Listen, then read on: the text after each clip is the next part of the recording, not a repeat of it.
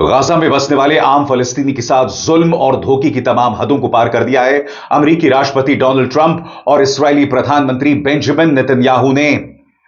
आप इस हुजूम को देखिए दोस्तों, इस भीड़ को देखिए। यह भीड़ पहुंची है एक राहत शिविर।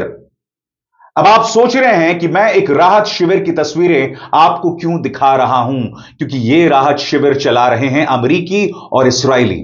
और क्या आप जानते हैं वहां पर जो फलस्तीनी पहुंच रहे हैं उनके साथ जो जुल्म हो रहा है उस पर संयुक्त राष्ट्र ने भी सख्त तेवर अपनाए हैं।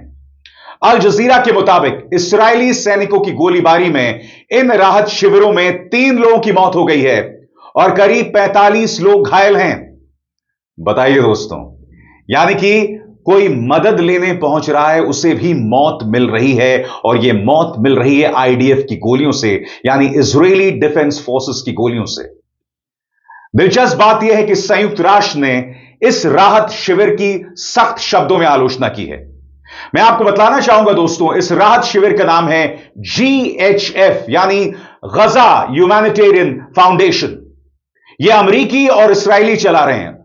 और सबसे शॉकिंग बात, वो लोग संयुक्त राष्ट्र के किसी दिशा निर्देश का पालन नहीं कर रहे हैं। आपको समझना पड़ेगा दोस्तों, यह जुल्म किस तरह से हो रहा है। सबसे पहले इस्राएल संयुक्त राष्ट्र की किसी भी मदद को आने देने से रोक रहा है, यानी कि संयुक्त राष्ट्र के रास्ते में लगातार इस्राएल गतिरोध पैदा कर रहा है।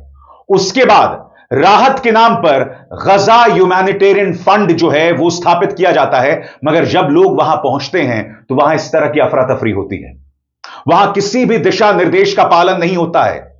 लोगों की वहां हालत जानवरों से भी बदतर है, यानी कि लोगों को मदद मिल रही है मगर साथ ही गोली भी मिल रही है और साथ ही उनके साथ बदतमीजी भी की जा रही है। सबसे पहले दोस्तों, आपके स्क्रीन पर यह खबर जो बतलाता है कि जो लोग वहां पहुंच रहे हैं उन्हें गोली मिल रही है। गौर कीजिए, गजा में मंगलवार को उस वक्त हंगामा मच गया जब एक विवादित संगठन जो इस्राएल और अमेरिका का समर्थित है की ओर से बनाए गए राहत कैंप पर भीड़ उमड़ पड़ी और इस्राएली सेना ने फायरिंग कर दी। इस फायरिंग में 3 फलस्तीनी मारे गए, 46 लोग जख्मी हो गए और 7 अभी भी लापता हैं। 3 लोगों की मौत। मैं फिर आपसे पूछना चाहता हूं, 3 लोगों को मौत की घाट क्यों उतारा इजरायली डिफेंस फोर्सेस ने? आप तो मदद दे रहे थे। ऐसी क्या जरूरत आन पड़ी कि आपने 3 लोगों को मौत की घाट उतार दिया? और सबसे शॉकिंग बात दोस्तों, यह राहत केंद्र जो है वो दक्षिणी गजा में स्थापित किया गया है, यानी कि एक बार आप उत्तर से दक्षिण पहुंच गए तब आप वापस नहीं जा सकते अपने घरों को।